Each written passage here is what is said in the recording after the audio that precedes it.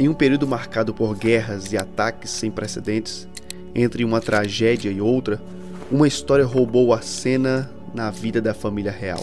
A história que você está prestes a ouvir agora não é um fato isolado e tampouco um fato único. Uma história de abuso e violência sexual dentro do seio familiar. Já quero te adiantar que essa mensagem de hoje poderá reviver lembranças do seu passado que você luta para superar. E também ser honesto dizendo a você que o caminho para a cura começa em admitir que tem uma doença. No vídeo de hoje, você vai ouvir sobre a história de Tamar, uma jovem de coração puro cuja vida foi marcada por um terrível episódio de violência e desonra. Se esse tema já interessou você, quero pedir a você que se inscreva aqui neste canal para mais conteúdos de valor como esse. Deixe o seu like, porque isso ajuda essa mensagem a chegar a outras pessoas também. Que você seja muito abençoado com a nossa história de hoje sobre a vida de Tamar.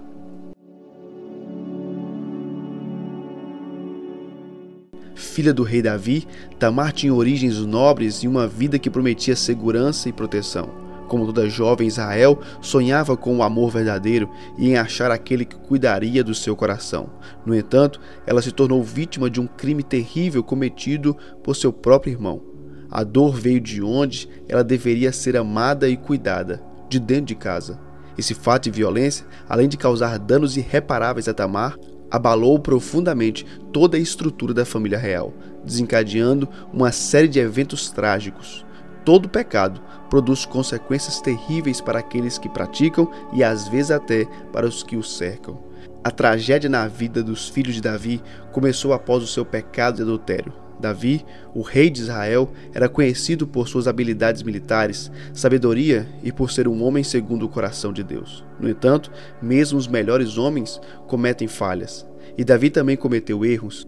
Um desses erros foi o pecado que cometeu com Batseba, esposa de Urias, um dos soldados mais leais de seu exército. Davi desejou Batseba e acabou cometendo adultério com ela, tramando a morte do seu esposo Urias para esconder a gravidez de Batseba.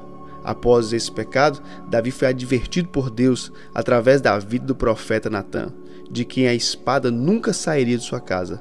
A história de Davi é uma evidência de como as atitudes erradas podem gerar sérias consequências e afetar todos que estão à sua volta. A história de Tamar está relatada no livro de 2 Samuel, capítulo 13. O texto diz que Tamar era uma jovem moça bela e virgem, mas isso estava prestes a mudar por causa dos planos do seu meio-irmão Amnon. Em 2 Samuel, capítulo 13, verso 1 diz: Depois de algum tempo, Amnon, filho de Davi, apaixonou-se por Tamar. Ela era muito bonita e era irmã de Absalão, outro filho de Davi. O verso 2 diz: Amnon ficou angustiada a ponto de adoecer por causa de sua meio-irmã Tamar, pois ela era virgem e parecia-lhe impossível apaixonar-se dela. Amnon estava muito apaixonado e obcecado por Tamar. Ele imaginou que seria impossível possuí-la, pois seria muito difícil estar a sós com ela. Contudo, ele tinha um amigo muito astuto, seu primo Jonadab. Jonadab era filho de Simeia, irmão de Davi. Certo dia, Jonadab perguntou a Amnon qual era o seu problema, porque o filho do rei parecia tão abatido todos os dias. Amnon respondeu que estava apaixonado por sua meio-irmã Tamar, irmão de Absalão. Foi aí que Jonadab tramou um terrível plano que destruiria a vida de Tamar. Jonadab disse para Amnon se deitar e fingir que estava doente e pedir então ao rei que Tamar viesse cuidar dele. Amnon então se deitou e fingiu estar doente. Quando o rei foi vê-lo, Amnon pediu por favor para que Tamar viesse e preparasse algo para ele comer. Davi concordou e mandou Tamar à casa de Amnon preparar algo para ele comer. Sem saber, o rei Davi acaba colaborando para um terrível plano que traria sérias consequências na vida de seus filhos. Quando Tamar chegou à casa de Amnon, ela foi até o lugar onde ele estava deitado para que ele pudesse vê-la preparar a massa. Então ela amassou os bolos conforme ele tinha pedido. Quando ela colocou a bandeja diante de Amnon, ele se recusou a comer e ordenou que todos os seus servos saíssem da sua presença. Tamar agora estava sozinha com Amnon e nem imaginava o que estava prestes a acontecer. Amnon pediu que Tamar levasse o bolo até o seu quarto e o desse para ele comer. Tamar fez conforme ele pediu, porém quando ela lhe ofereceu a comida, ele agarrou-a, exigiu que ela fosse para a cama com ele. Tamar, desesperada, suplicou que ele não a violentasse, que ele não fizesse aquela loucura, pois ela não suportaria viver com tamanha vergonha. Ela suplicou que ele pedisse ao rei para que se casar com ela, evitando assim uma terrível desgraça sobre a vida dos filhos. Mas Amnon não quis ouvi-la e então violentou Tamar. Cometeu um ato desonroso e vergonhoso na nação de Israel. Após esse ato vergonhoso, ele chamou seu servo e ordenou que a colocasse ela para fora e trancasse a porta. Ela então desesperou e disse para não fazer isso, pois seria uma desgraça ainda maior tendo mandado ela embora. Podemos ver aqui claramente que a paixão que ele dizia sentir por ela era apenas um desejo carnal. E a Bíblia relata exatamente assim, que após violentá-la, Amnon a desprezou e mandou ela embora. O servo a colocou para fora e trancou a porta. Tamar vestiu uma túnica longa, como era costume naqueles dias entre as filhas virgens do rei. Então rasgou sua túnica, jogou cinzas sobre a cabeça e cobriu o rosto com as mãos. Foi embora chorando. Tamar viu o seu mundo desabar de dentro de casa. Agora, como ficaria a vida dessa moça que foi violentada de maneira tão cruel? Que viu o laço familiar virar objeto de desprezo, ódio e, consequentemente, vingança. Agora me responda, e a pobre jovem Tamar? O que fez para merecer tamanha maldade do mundo? E como superar uma dor tão intensa e tão terrível que só crescia junto com a vergonha da violência que ela sofreu? Mas infelizmente, a tragédia não acabaria aqui. Seu irmão Absalão a encontrou e perguntou se era verdade o que Amnon tivera feito com ela. Absalão a confortou e levou para morar em sua própria casa. Ele fingiu estar tudo bem, mas na verdade ele já estava tramando vingança contra o seu irmão Amnon. Quando Davi soube do ocorrido, ficou furioso, mas não tomou nenhuma medida para punir Amnon.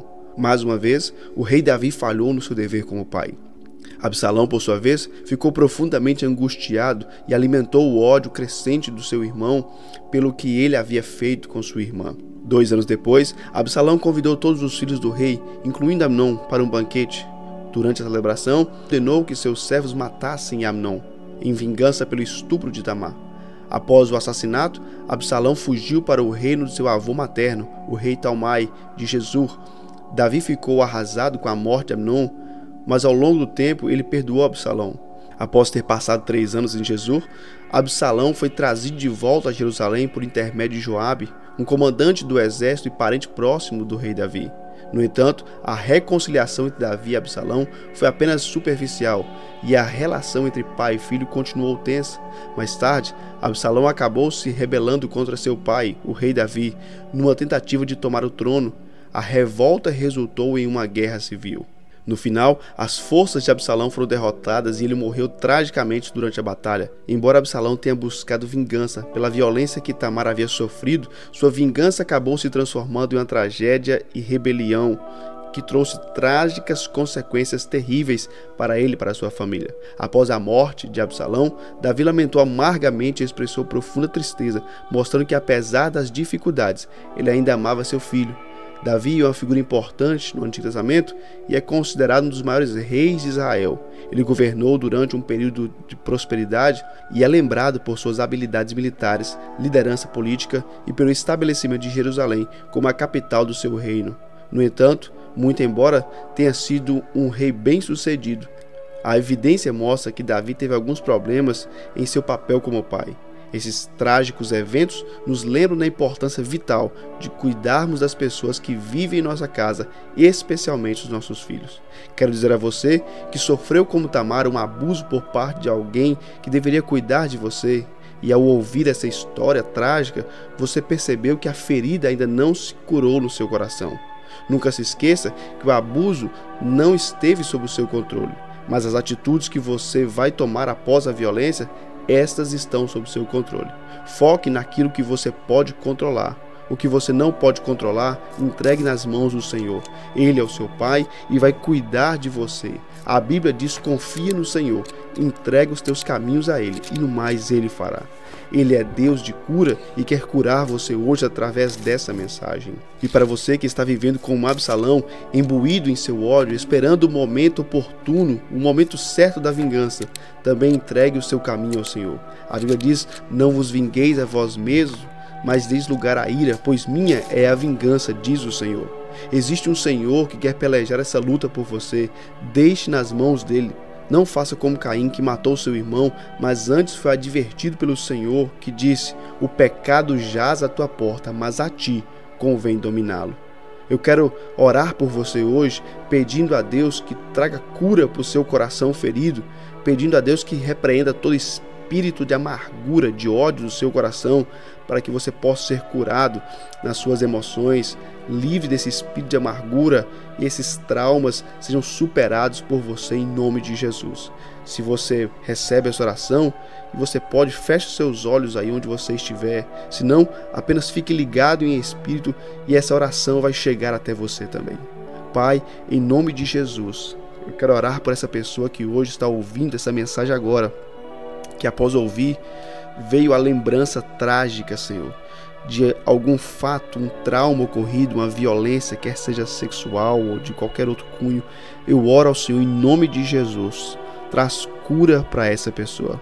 Senhor, repreenda em nome de Jesus todo espírito de amargura, de vingança, de ódio. Senhor, em nome de Jesus, tira isso do coração dessa pessoa.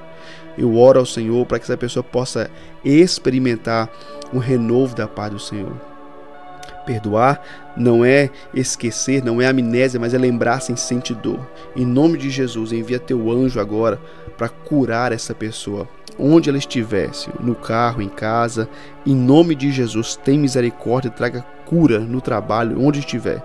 Quero também orar ao Senhor pelo agressor, que ele se arrependa em nome de Jesus do que fez, para que ele possa assim ser perdoado e ser salvo, porque a intenção do Senhor não é lançar no inferno, mas é perdoar e salvar.